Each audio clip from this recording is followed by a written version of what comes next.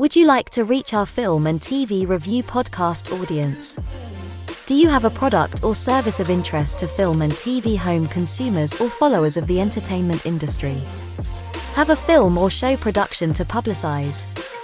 For affordable price plans for all budgets, get in touch and find out about our introductory advertising options. Reach our audience of film and TV viewers and visit our site contact page at filmandtvreview.com, or you can email us at business@filmandtvreview.com. Reach out today.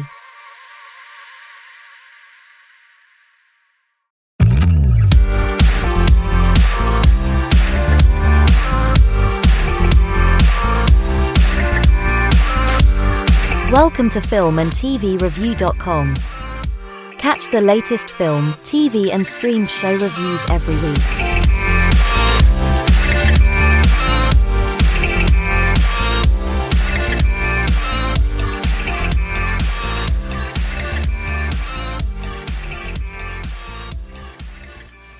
The views and opinions expressed by the authors and those providing comments are theirs alone. They do not reflect the views, opinions or position of filmandtvreview.com or their respective parent companies or affiliates.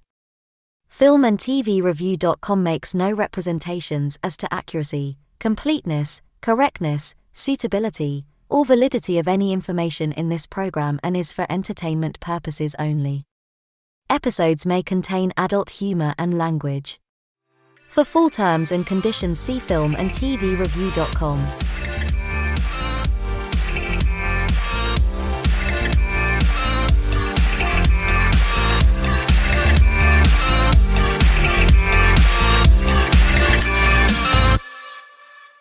Hello there, and welcome to another monthly edition of Film and TV Review. I'm joined by regular hosts, Andrew, Richard, and Alfonso, and today they'll be discussing a few of the last month's releases, and we'll including Project Hail Mary, of course, Peaky Blinders, Scream 7, Apex, Euphoria, War Machine, and Invincible even. But anyway, we'll crack on straight on. So first, obviously, it's been a while, but we've caught up with it. It was a big release actually. It was a science fiction novel, or based on science fiction novel of the author of The Martian. That is Project Hail Mary, getting another quite a big anticipation of that. A lot of trailers for that. It's Ryan Gosling in the lead. I think as a teacher of sorts, or a jobbing teacher who's been called on to save the world by embarking on a mission of, well, a mystery at the beginning, but then things get revealed as they pan out. I saw this. I think most of you guys saw this as well. A lot of anticipated. I was comparing this to The Martian, but what did you think? Say, Richard? Project Hail Mary. Was that? Yeah, I really enjoyed it. It's actually one of the few great cinematic experience of 2026 so far for me. What I mean is that with this new age of streaming, etc., you always consider, when you think about going to the movie theater, is it worth it going to the movie theater to see this movie or this movie, etc.? And Project Hail Mary definitely is worth buying a ticket for a movie theater experience, I believe. It has all the good ingredients. It has, I mean, in my opinion, anyway. Yeah, I don't know if you want to go in details about the plot or I not. think we should, because it's past enough now that Okay. if you haven't So seen, yeah, if you have seen it, I think most people have seen it. People can come back and see it after, listen to you this say afterwards, it is. because It is in a I way think you a should kind. talk about it. We want to review.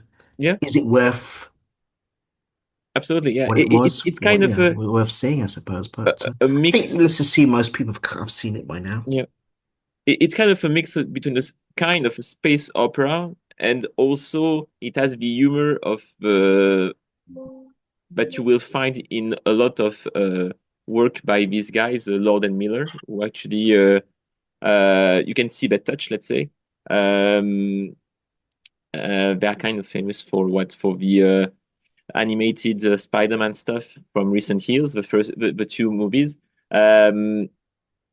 They are, yeah, it's very at first it's very funny story about, yes, this random guy who has no space experience and who is sent on this mission to save the Earth, as you said. Well, I will not get into details about what is the threat, but because it's like a mumbo jumbo science, but that's not the point. And yeah, he has to save the Earth. He's like the last person that you would send to a mission like this on another galaxy or solar system or whatever. He's kind of by himself for different reasons for most of the movie. So that's why the acting is so important, because literally Ryan Gosling is always on screen. 99% of the time he's on screen, and he does for me a great job for what he has to do. He has this natural, I believe, again, humor and a kind of a funny guy. But at the same time, he has a few scenes where obviously he's stranded and he understands actually the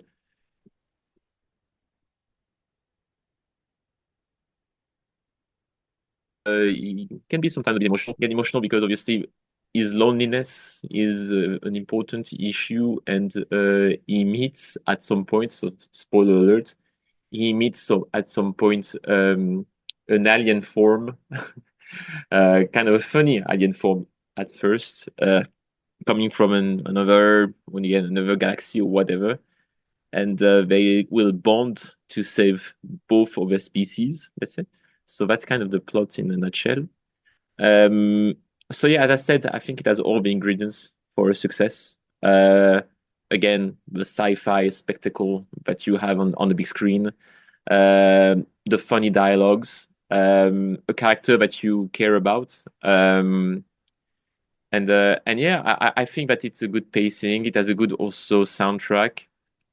Yeah, I honestly believe that it will become a kind of not a masterpiece, but a cult classic that people will rewatch over and over again in the next few years. Yeah.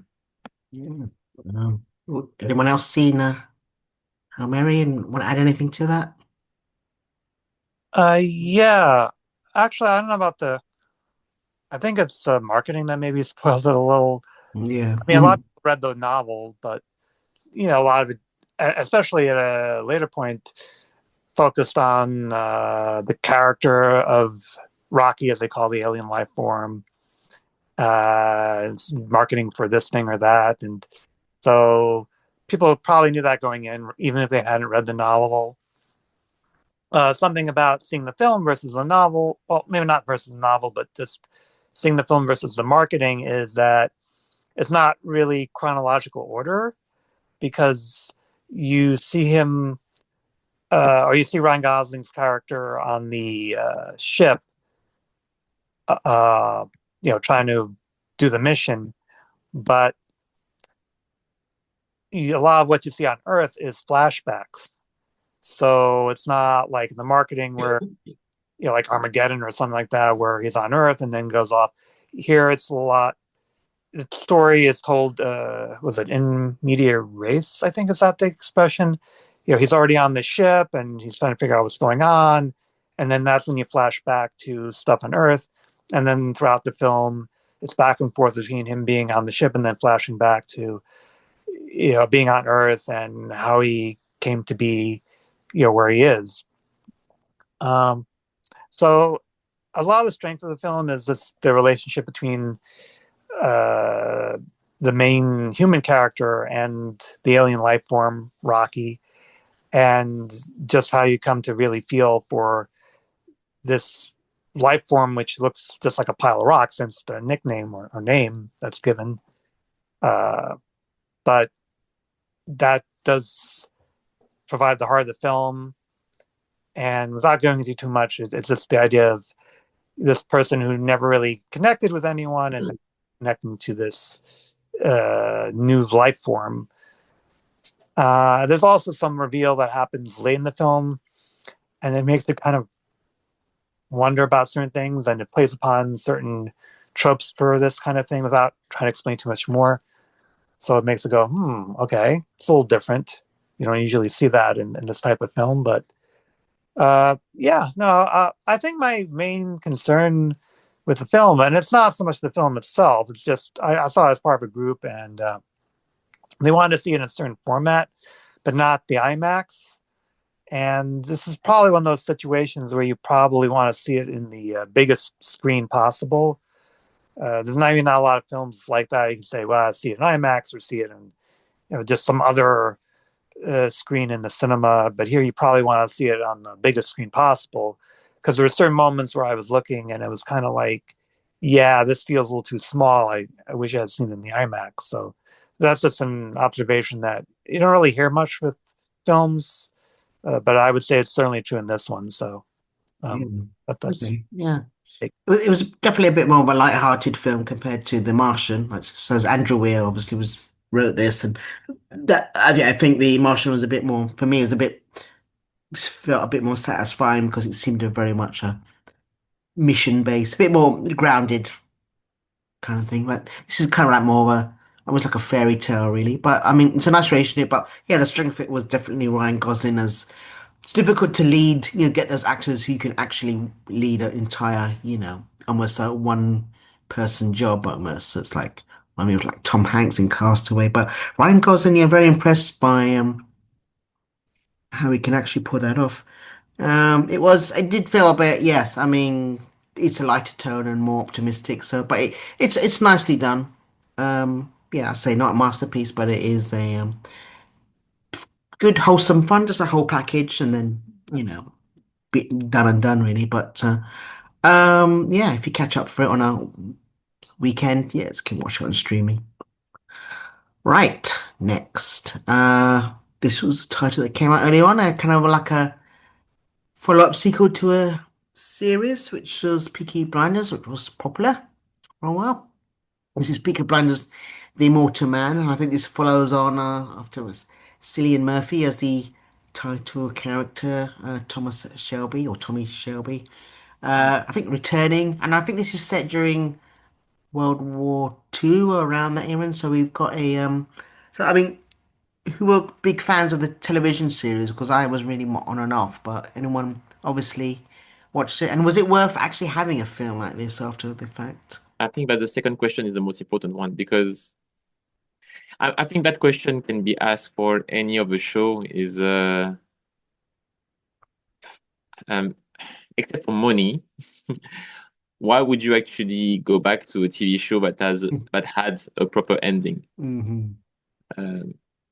Obviously, this question would be asked about Peaky Blinders, sorry, and other shows that might have this idea of actually doing a conclusion as a movie or whatever. But, yeah, Peaky Blinders, I think, is a remarkable TV show. First of all, that's for sure. It definitely entered the pop culture in the last 15 or 10 years. Great acting, visually kind of beautiful show. Actually, I don't know how much money they spent on it over 6 years, but is it a BBC production in the first place, by the way? Yeah, it was BBC, that series, definitely. It is on Netflix, but I Because think this is on Netflix, yeah, which is like, I'm not even, I guess, I don't know how it actually that works, but I assume it must be a partnership. But for a film, yeah, Netflix must have already paid out for it, and the BBC didn't. So I don't know how that deal works because it wasn't shown on BBC. This was just merely on Netflix. Because to give you an idea, I think it's the only BBC show, let's put it this way, that you can have the whole thing, all seasons, always on Netflix. I'm trying to think about another BBC show purely created in England by the BBC that you will find internationally, and in Netflix France, you will have all seasons. So I'm guessing Netflix must have some part of the production somewhere, must have paid a huge bill, but I don't know. Anyway, yeah, it was a great show, I think. Now about this conclusion, because definitely the objective, the goal was to give a proper conclusion to, especially to the main character, as you mentioned, Tommy Shelby. No spoilers for the end of the show. Well, I don't know. No spoilers. obviously, if he's starring in this movie, obviously he survived the end of the TV show. So yeah, so at the end of the TV show, yeah, he survived in a way. But in my opinion, all the characters' arc are done at the end of the TV show.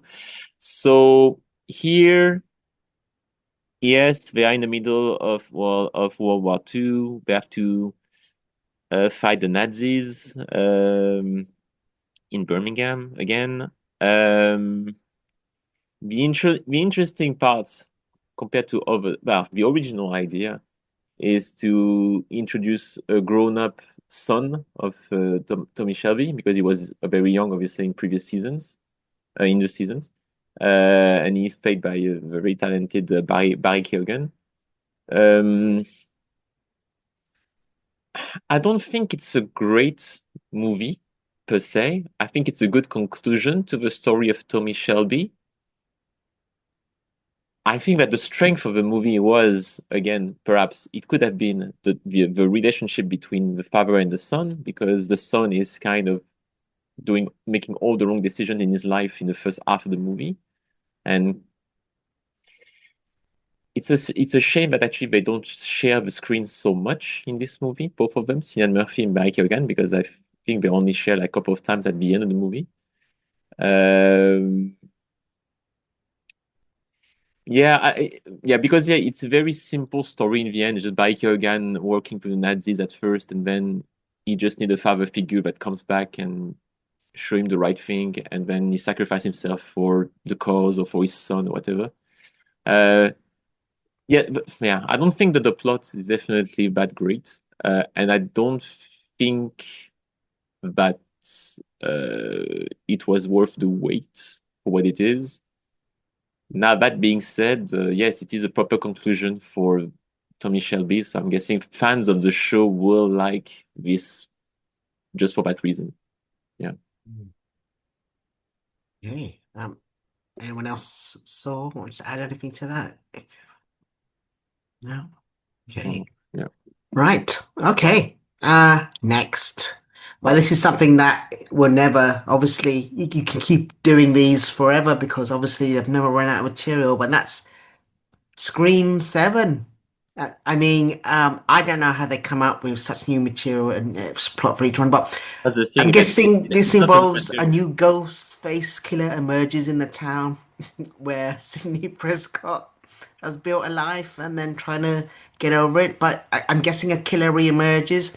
This is just me surmising. I haven't seen it, but am I widely wrong? And why is this unmissable? Who saw Scream 7? Who's going to admit to seeing it? I guess Andrew, you did, didn't you? Well, yeah, we saw it as part. Well, I mean, a lot of people did see it opening weekend, and I saw it as part of a meetup. So I guess they wanted to see it. Yeah, I mean, that's probably. There's not much that would really be memorable about this, because it's probably best to go see it in a very, as I did, in a crowded auditorium opening weekend, because there's a lot of people who are into it, who are calling out to the film and making comments, like, oh, it happens before in general, I guess, but here it was very much like, oh my God, or don't do this, don't do that type of things, calling out to the screen. So, like, interactive. But yeah, if I were watching at home by myself, I probably wouldn't think much. That being said, the film, it's not so much that I found the film necessarily terrible, but it's just that the reveal, without giving too much away, I mean, that's kind of what these films come down to, is doesn't really make a lot of sense. Yes, thank you. No, I mean, that's I agree. I completely agree. Yeah. well, I mean, that's the general, maybe almost unanimous to have seen the film. It's like the reaction upon seeing it is like, really? That's really the reaction.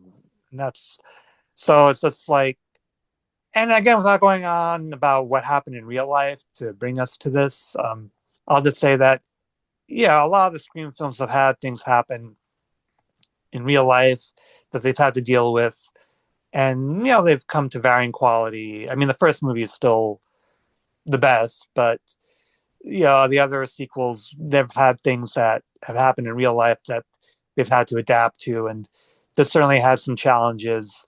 And with those challenges, they could have still made a possibly decent film, but I think it's just that whatever they originally came up with, and then they had to scrap that idea and have a story centered around Sydney.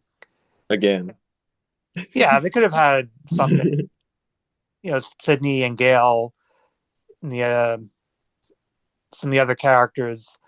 Yeah, they could have had a decent-ish film. And I was seeing it in the crowd that I saw it in. There was some entertainment from that, but I don't think it's really something that I would be like revisiting. There's some moments that were kind of like, yeah, that's pretty cool, or that's a pretty cool kill, or I mean, there's a lot made of McKenna Grace being in the film, but I'm not going to say much more about that. I mean, it just,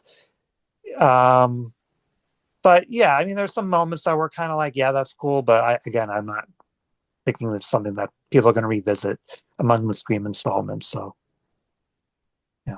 Right. Wow. You'll be glad to know Scream 8 is officially in Yeah. development by Yeah, Spyglass. So that's the maybe, problem. That's the problem with these horror slasher movies. That actually they cost nothing to produce when you think about it.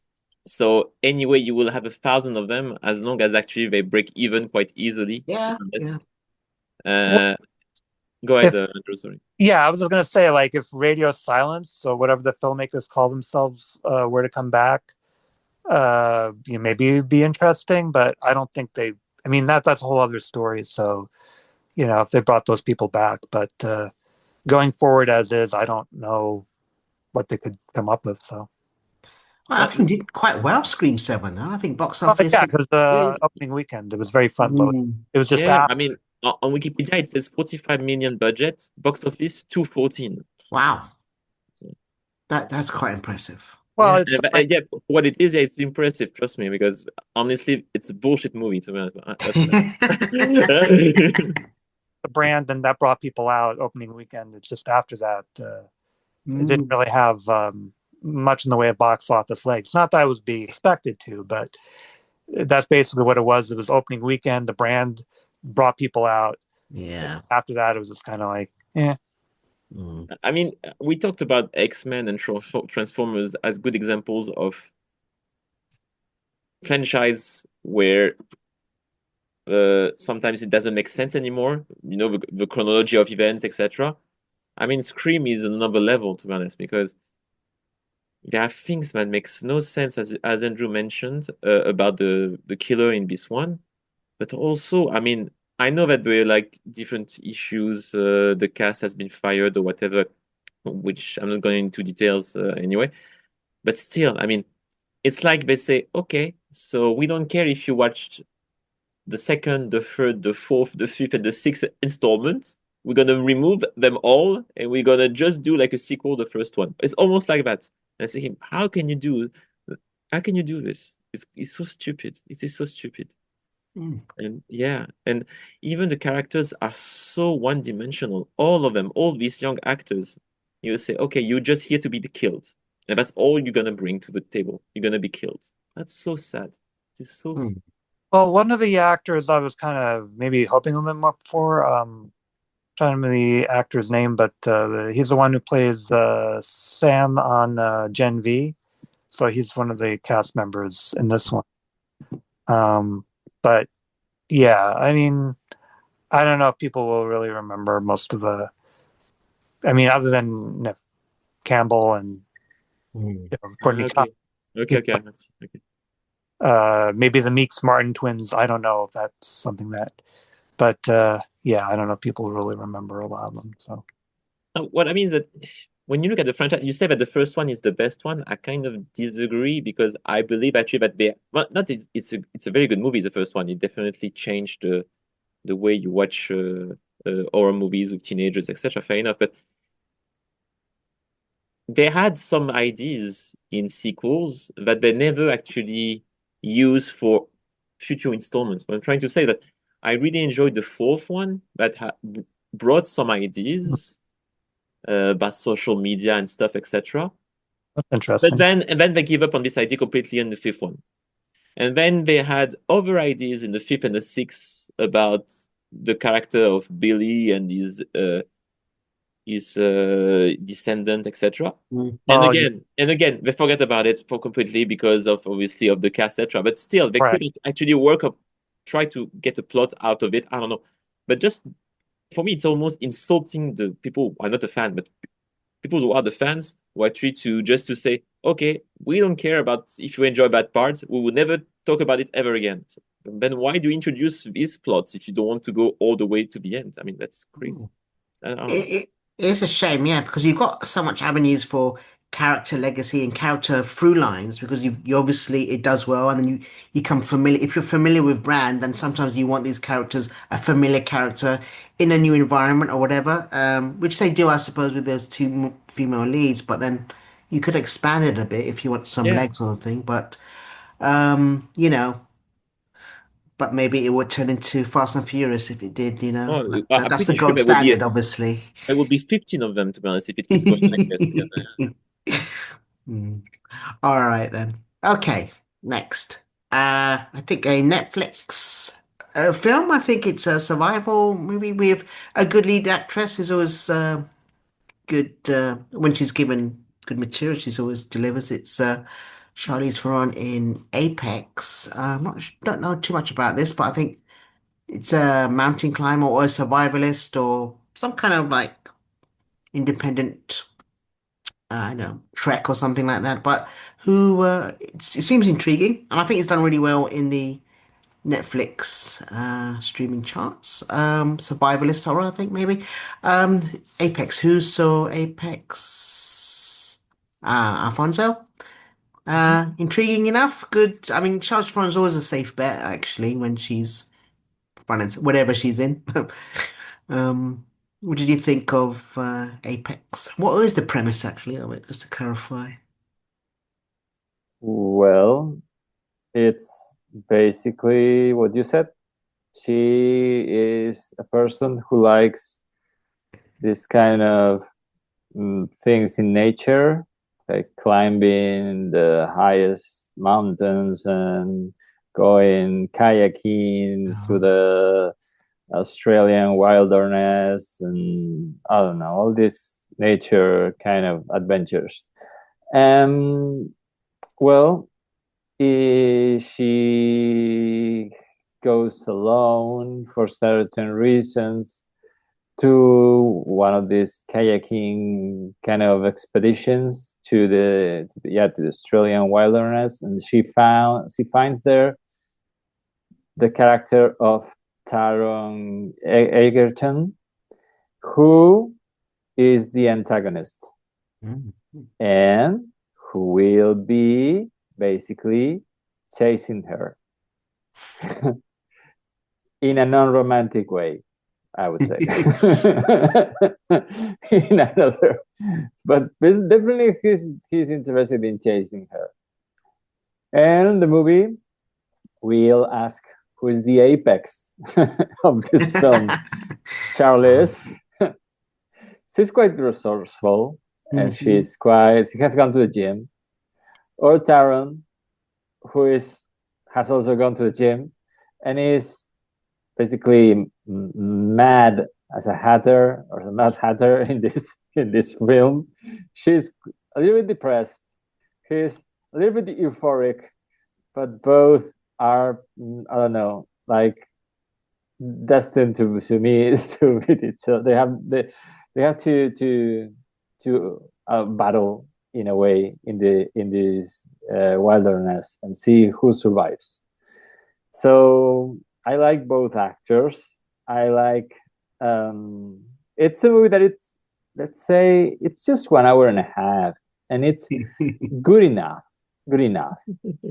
It's marginally better than Trash, the other kind of action movie that Netflix is um, promoting these days about the attacking sharks in a coastal town. This is also adventure, and well, I kind of enjoyed both. Hmm. But I would say this is the better one.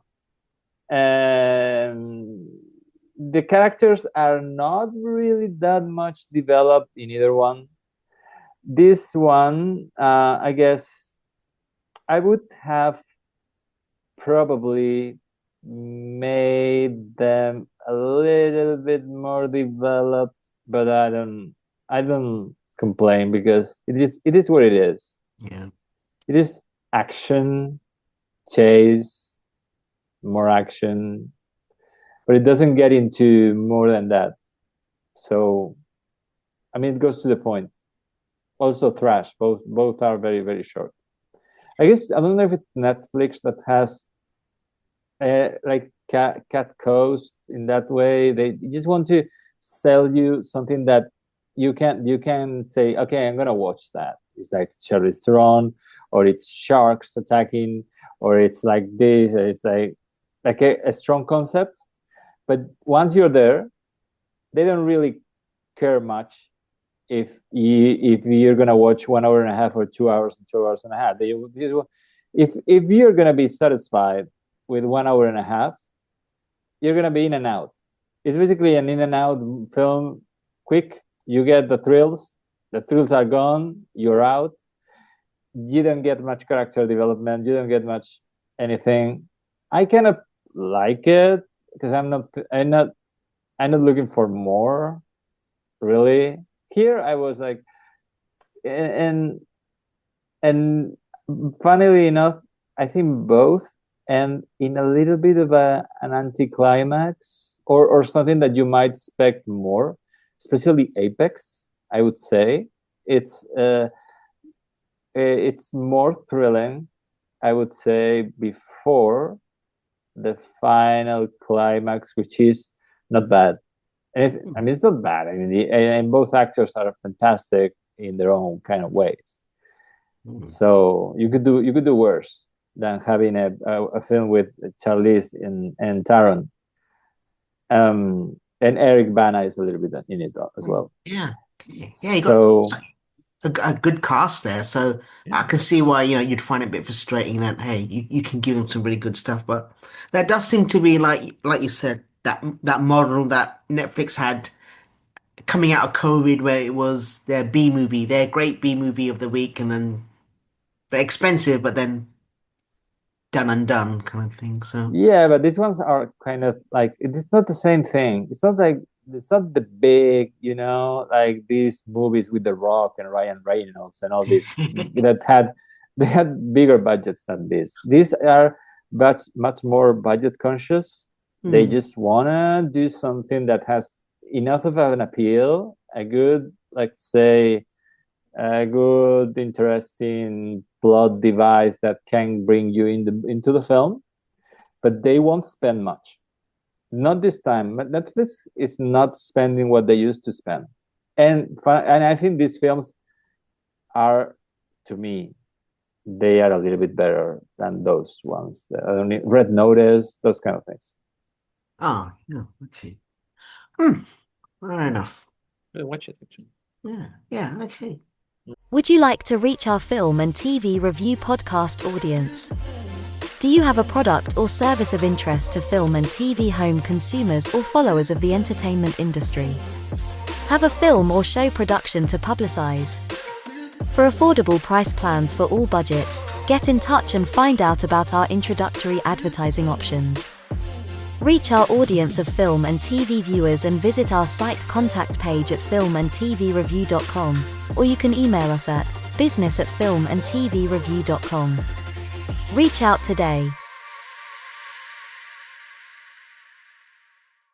Next, so we'll do Euphoria, which season 3, I think, is it? It's kind of like it's been a bit of a gap between the initial, I mean, quite popular first season and second, and made kind of stars out of all of them actually. A lot of them, the main like Zendaya and even Jacob Elordi, have done some really well stuff since then. But they kind of return here, and it's got Sydney Sweeney, I think, in there. So I'm guessing you all who watched this. I mean, Alfonso, you watched this, didn't you?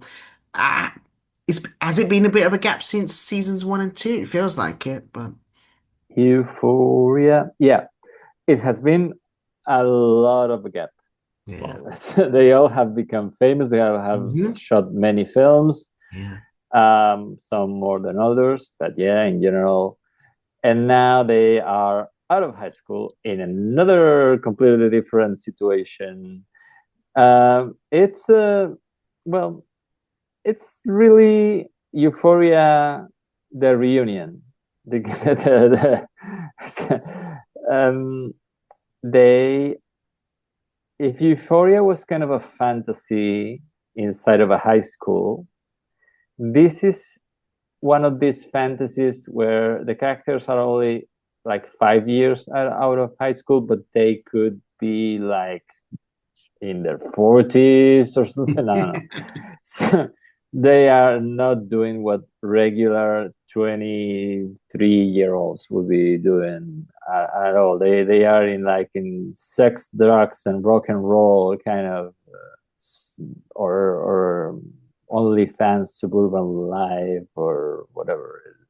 I mean, I guess some people might be involved in all those stuff, but the Sam Levinson is playing again that kind of fantasy with drugs, sex, music, good lighting, interesting. Like I have never seen a strip club with better lighting than this show, where everybody's working there. Even Rosalia is working there. Like, well, not she's not playing herself, but the female form appears naked a lot, very beautifully shot, very appealing. It's clear that this is not a straight woman directing this series, but it's a feast for the eyes. And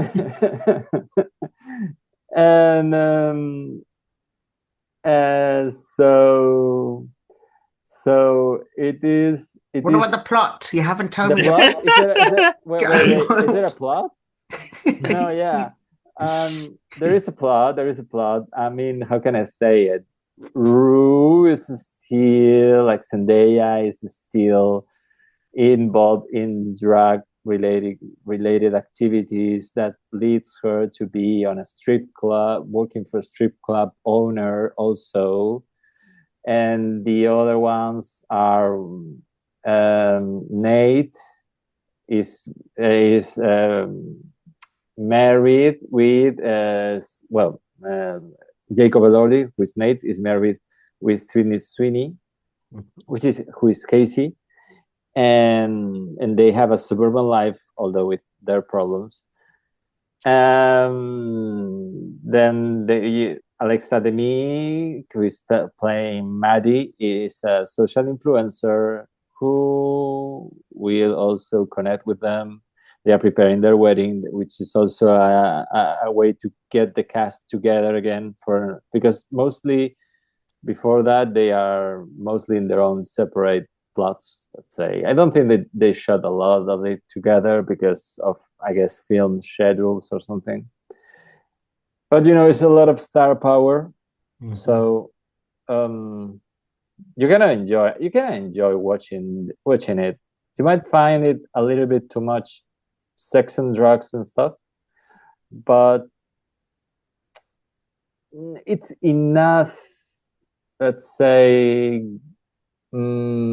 interesting. The plot is interesting enough. The way that it's shot, I think Sam Levinson has still something special in the way that he likes to shot his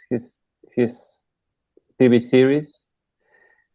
I would say if you like Euphoria, there's something here for you, even if it's not the real experience of the high school show.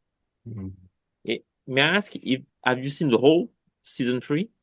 No, it's not out. It's not out yet. The whole season. It's not out. Okay. No, only 3 episodes. Is there? Do you think will there be an ending, or what I mean is that do you think that season 3 will be the last one, or it is the last one? Are they planning to do future installments? No, I think it's the last one for sure. I mean, I think the cast must have in their contracts that they could if HBO wanted, they could do it up to a season 3. That's why they have returned, Okay. because they were already contracted to do it. But if not, they wouldn't have returned. I would say. I would say I'm not. Yeah, but I mean, they don't need Euphoria anymore, kind of. No, they don't. They don't need Euphoria anymore, and it's basically, I think, because HBO wanted them, of course, to be in Euphoria again.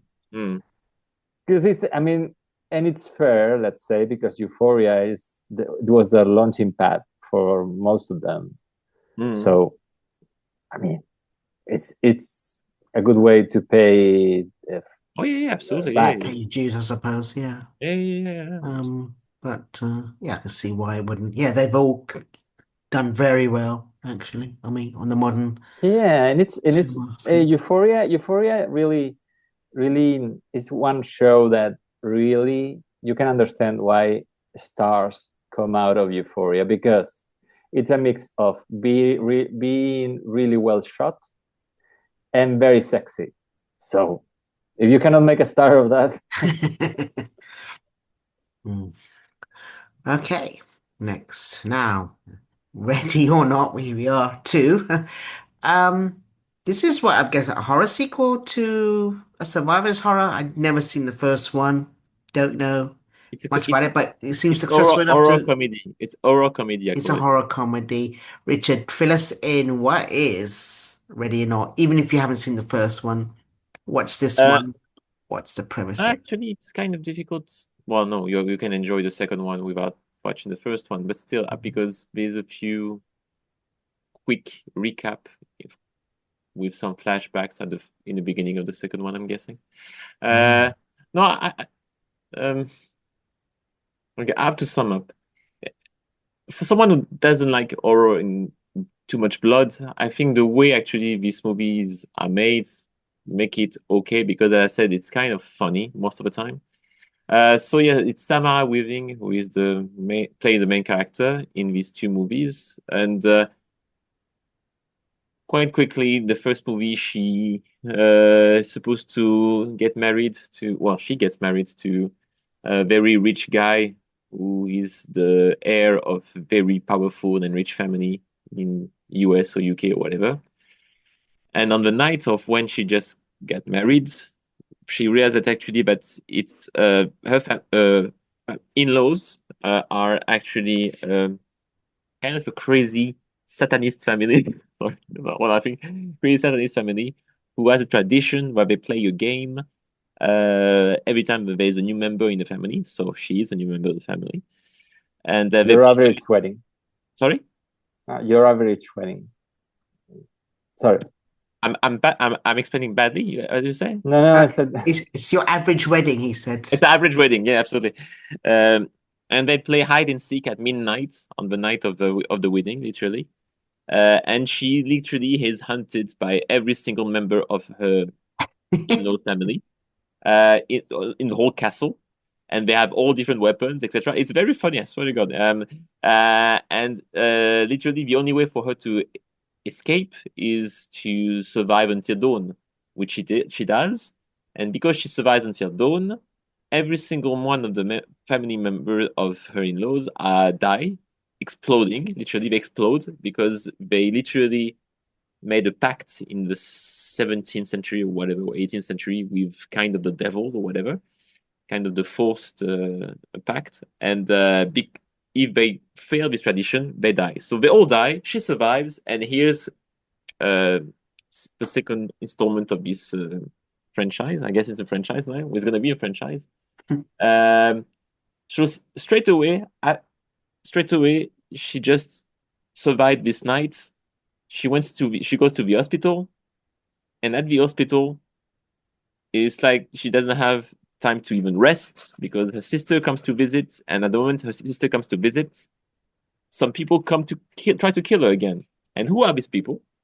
It's because actually the second movie is interesting because although it's kind of again the same story, is people trying to chase her and her sister to kill her. The guys who wrote these movies at least it's an original idea, and they try to expand the world of Ready or Not, because this time we find out that this family, very powerful family of the first movie, is only one of 5 or 6 powerful family who own the world, literally they control the world. And when one of his family is killed, and there is a survivor of that game, Samara Weaving character, they literally have to, all of this family sit around the table and decide who's gonna be the new seat on the high chair, which is like the big boss of these big bosses. A kind of a competition between all these families. And because she's a survivor, which never happened, a survivor of this game of the first movie, for some reason, if any member of any of these powerful families kill her, they would get the high seat. But that's kind of the rules of that game, kind of. Because she was the previous family had the high seat. Yeah, thank you. Exactly. All of them. Thank you. Yeah. So yeah, and you have all these new families. One of them is David Cronenberg's family, by the way. He does a cameo in this movie. He dies after 5 minutes, but with David Cronenberg in this movie, it's funny. Sarah Michelle Gellar in this movie. The lawyer of the devil, let's call him this way, is Elijah Wood. So it's kind of funny cast. So yeah, again, it's kind of for 90 minutes. It's kind of, I said, hunting Samara Weaving and her sister. She obviously survives. And spoiler alert, so she finds another way to kill them all. So there will be probably a further installment. But it's always, as I said, it's always, again, it's not a horror movie. It's quite funny. Again, I don't know how to explain it, but it's because all these people who try to kill her are not professional killers. So most of them actually, they don't know what they are doing, or they are very bad at what they're doing. So that's kind of funny as well. She's a kind of a funny character herself, because she finds new strength every time to survive, but at the same time, she looks like a John Wick female version, because, I mean, she must have like 5 different times where she break bones, and she has part of her hands that has been cut 5 times, and so many things happen to her, but she's still standing for some reason. So yeah, I think it's an enjoyable moment. I would not say go watch in a movie theater, because it's not worth buying a ticket, but when it comes to digital or streaming, it's worth watching it. Okay. Well, it's a nice horror comedy then, not too. Yeah. It's not scary at all. Again, not scary. Speaking, trust me, if I can say that, it's true. It's definitely not scary at all. Oh yeah. That's good. Yeah, if you're not a huge horror fan, but exactly. Oh, okay, not fun. Yeah, that's pretty good. Sounds quite intriguing. Okay. Next, War Machine, which sort of follows like some recruits of a special ops team, but who maybe encounter a deadly force from beyond the world. Actually, sounds like science fiction, which is actually makes me a bit more intrigued than if it was just a war movie. But you've got some good strong leads, Helen Richardson, Jai Courtney, Yeah. and Dennis Quaid. It was always good to see Dennis Quaid. Who saw War Machine? Andrew, have you seen it as well? Am I even the one who's seen it? Or Andrew, you've seen it, I think, a long time ago. Yeah, I saw it a while ago, so. You want to say something about it? I'm trying to remember, but it's basically, it was entertaining, I guess, but how memorable it was. Basically, to set it up is that you have the protagonist who's in Afghanistan at the very beginning of the film, the prologue, and he loses his brother due to some kind of explosive device, insurgents, and just before his brother is killed, he has this arrangement to have this interest to join the Army Rangers branch of the military, or sub-branch. And so after the prologue, some time passes, and the protagonist, I guess to honor his brother's memory or wishes, is in training to join the Army Rangers. So they're on this exercise with another team. And it's while they're on this exercise that they encounter some kind of what they assume is part of the mission or part of the exercise. And it turns out to be the beginning of this attack by this extraterrestrial Metal giant robot. It's a Metal Gear. Metal Gear, yes. It's a Metal Gear. Metal Gear, yes, but not quite. So, and so the rest of the film is the protagonist group trying to survive the attack from this Metal Gear or giant, not transformer, but giant robot. And that's basically the bulk of the film. Yeah. At the same time, the protagonist is dealing with his own issues of, having lost his brother from the events of the beginning of the film. So that's basically the film. Yeah, that's basically the film. Yeah, I agree. The only thing that I can add, or two things I can add, actually, that's my opinion. What I'm about to say. I have a feeling that this movie, although produced by Netflix, must have also have some kind of, I don't know, not help, but maybe help by the US Army almost. Because for me, there were a lot of scenes where it was kind of a movie that tries to portray the US Army like this great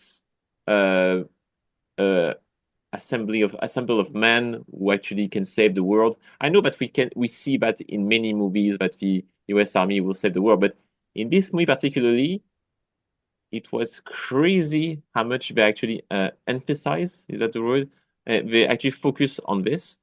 I mean, they have like zero chance of surviving during the movie, especially at the end, because there's like a cliffhanger when you say, okay, so this is the end of the world, because what's happening at the end of it. But still, there's like a montage about the crazy, I don't know if it's the Delta Force of the Rangers who are going to save us all, etc. What's going? It made me think of Starship Troopers, but if Starship Troopers was not ironic. Because in Starship Troopers, you have all these scenes where they say, yeah, good, the infantry will save us, etc. But it's obviously, they joke around. They say they make fun of this idea. I'm pretty sure that these scenes in War Machine were actually have to be taken seriously, which is a problem to us. But anyway, that's my opinion. And the second thing I want to say is, yeah, obviously, and the director acknowledged that the villain of the movie is definitely inspired by Metal Gear Solid movie video games. I mean, I didn't know anything about it, but after 10 minutes with the thing, I said, this is the Metal Gear, but I played 1,000 hours of it. So he has the same weapons. I know I'm being a nerd here. It's the same weapons, the same way of his behaving. I say, that's crazy, is it? And I find out that Hideo Kojima, who is the creator of Metal Gear Solid franchise, actually is happy and is happy that someone actually finally made the Metal Gear on the big screen or on the small screen, actually, since actually we're not going to get a movie. Well, that was true until last month when War Machine was released. But now we're going to have probably a Metal Gear Solid movie. But anyway, that's another topic.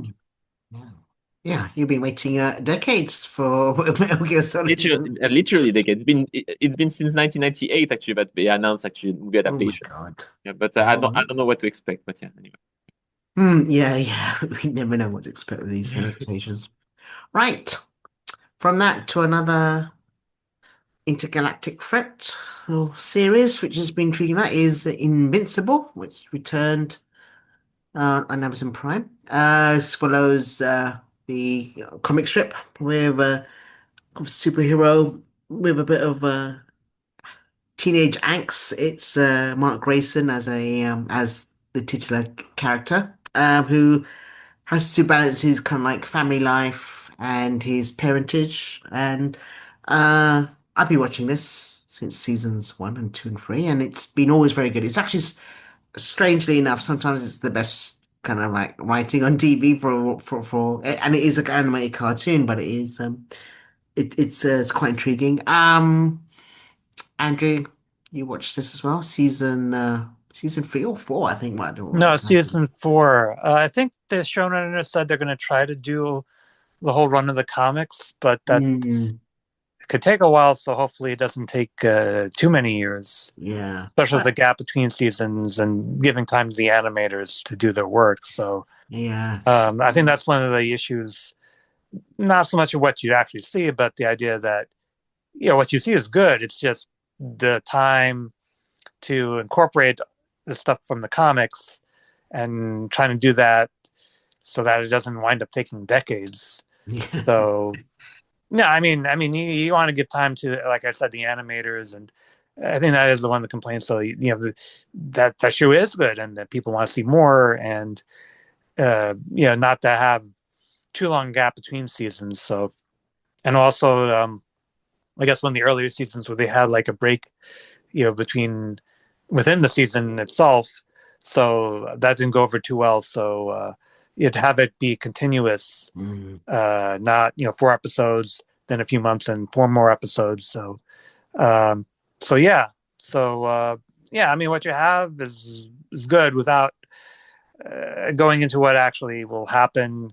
It is adapting the comics or trying to be relatively close to what is in the comics. So to give it so far is that you have Mark, or as he's known, also Invincible, title character, uh, trying to deal with the effects of the previous season or seasons and the potential attack on.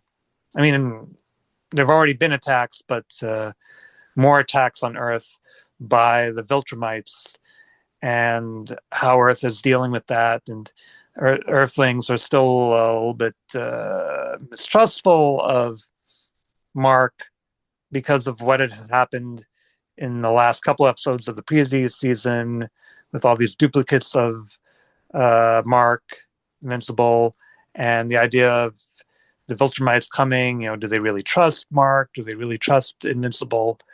And he's dealing with that. At the same time, there are other issues unrelated to that. Other potential villains. You have the Sequids who come back as a threat, and I guess there's a Mr. Liu. That's another threat, and then that whole issue, and then there's Damien Darkblood, who's basically, I guess, like their version XP of Hellboy, Hellboy, I suppose. or Yeah. Constantine or whatever. Yeah. Mm. Yeah, basically that kind of XP within this universe. So all these characters and issues that we've seen in previous seasons, they come back because people want to know what's going on with them, and they set up the things in future seasons.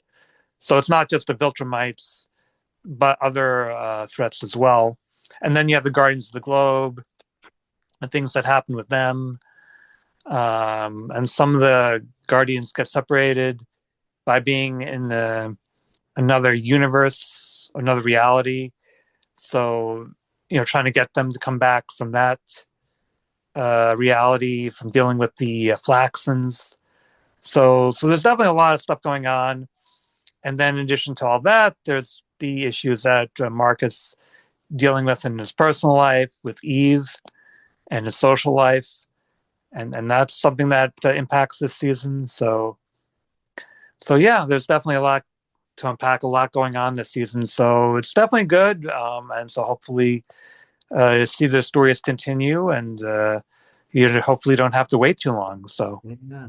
I guess if trying to explain people to trying to get into it, there's a lot going on. So, a lot of these seasons you get, this must be a filler. This is a filler episode. It does not have time for a filler episode. You've got so many different genre almost sort of characters. A lot of them are very almost satire of different characters in other comic book IPs.